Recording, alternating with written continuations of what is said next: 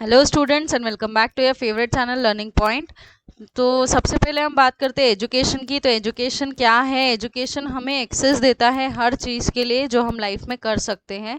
So today I am going to tell you 10 tips to learn any language and that comes under education because learning language is giving education to somebody and that is very useful in life because when you give education to somebody you are giving something very special to somebody so that he or she can survive in life। कोई भी नई language सीखने के लिए सबसे ज़रूरी है उस लैंग्वेज के अल्फ़ाबेट्स को लर्न करना, रीड करना, और जब आप लोगों को लर्न हो जाते हैं तो उसे कंटिन्यूअसली रीड कीजिए।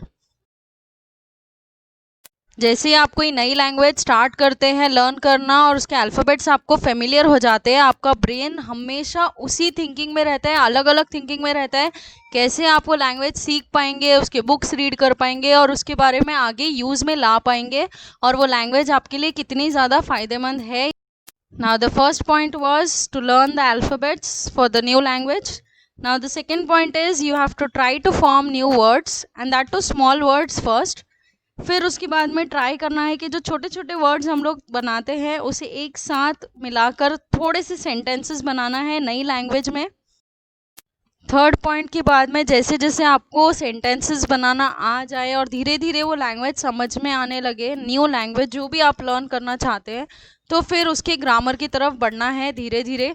और जैसे जैसे आपको ग्रामर आएगा आपको वो लैंग्वेज और अच्छे से समझ में आने लगेगी। फिर आपको उसके बाद में ट्राई करना है राइटिंग करने के लिए। राइटिंग में सबसे पहले अल्फ़ाबेट्स तो आप लोग जानते ही है, लर्न करने के साथ साथ आप लोग लिख के भी देखते हैं, बट जैसे जैसे आपको राइटिंग आएगा स्लोली स्लोली 2 लेटर्स 3 लेटर्स, जैसे हम लोग इंग्लिश लैंग्वेज, हिंदी, मराठी जो भी हम लोग बच्चों को सिखाते हैं उसी तरह से हमें खुद सीखना है। ठीक है, जैसे जैसे आप लोग वो राइटिंग सीख जाएंगे आप लोगों को बोलना आ जाएगा, आप लोगों को राइटिंग आ जाएगी, आप लोग धीरे धीरे मीनिंग समझने लग जाएंगे। उसके बाद में आपको कॉन्वर्जेशन स्टार्ट करना है। You have to find a person who knows that language very well and you have to start conversation with the person, whether it is your person in your house, from your house, or he or she is your friend, you have to start conversation with him. You have to start talking in that language by taking test for yourself. जैसे जैसे आप conversation start करेंगे, आप उस language में बातें करेंगे किसी और से, तो आपको समझ में आएगा कि आपको अब वो लैंग्वेज समझ में आ रही है, थोड़ी सी राइटिंग भी आ रही है, तो आप अभी छोटे छोटे पैराग्राफ्स बनाना स्टार्ट करिए उस लैंग्वेज में। उसके बाद में जब आपको लगता है कि अब आप सफिशिएंट टॉपिक्स पे लिख पा रहे हैं, पढ़ पा रहे हैं, कुछ बना पा रहे हैं उस लैंग्वेज में, फिर उसके बाद में आप स्टोरी बुक्स रीड करना स्टार्ट कीजिए। मैं आपको इसलिए रेफ़र कर रही हूँ स्टोरी बुक्स क्योंकि हमें स्टोरीज़ पढ़ना बहुत पसंद आता है, ज़्यादातर लोगों को पसंद आता है।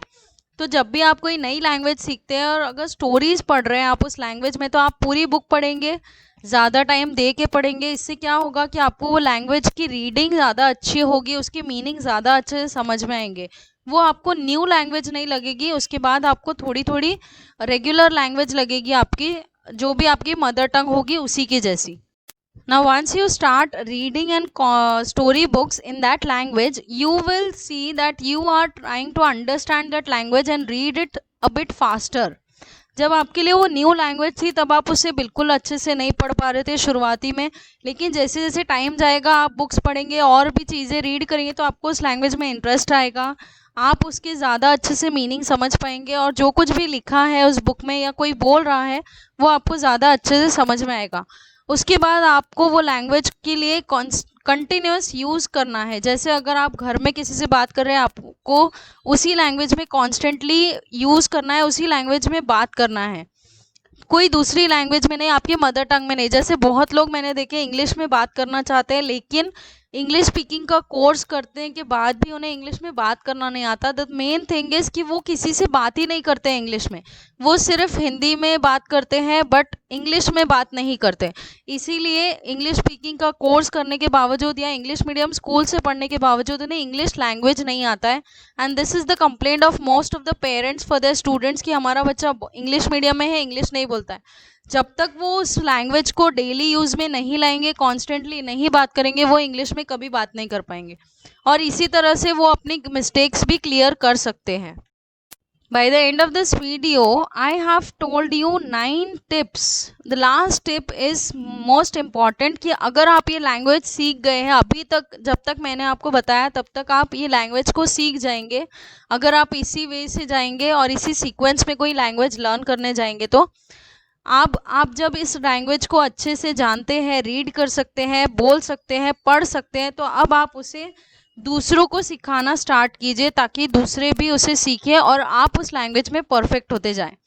सो आपके ये पूरे पॉइंट्स थे, ये टिप्स थे मेरी तरफ से। मुझे इन टिप्स का बहुत ज़्यादा फ़ायदा हुआ है क्योंकि मैंने बहुत सी लैंग्वेजेस टिप्स इसी तरीके से इन्हीं सीक्वेंस में पढ़ी है, सीखी है और मुझे इसका बहुत फ़ायदा हुआ है। मुझे लगा आपसे भी शेयर करना चाहिए, तो इसीलिए मैंने आज इसके ऊपर एक वीडियो बनाया है आपके लिए ये। I hope you like it.